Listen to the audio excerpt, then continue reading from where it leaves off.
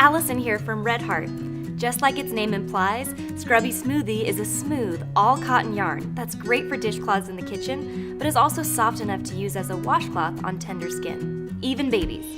Scrubby Smoothie is 100% cotton and is a soft and smooth number 4 medium weight. The colors have been dyed to complement our original Scrubby and Scrubby cotton yarns, so you can use colors that go well together in the same project, like this two-sided Scrubby. Or make both smooth and textured items for your home in the same colors.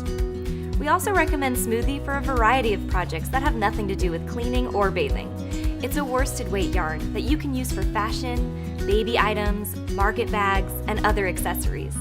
Your Scrubby cloths will be easy to care for too. Just throw them in the washing machine on the gentle cycle and tumble dry low. Each ball of solid color Scrubby Smoothie is 3.5 ounces with about 153 yards, while the print colors come in a 3-ounce ball with about 131 yards per ball.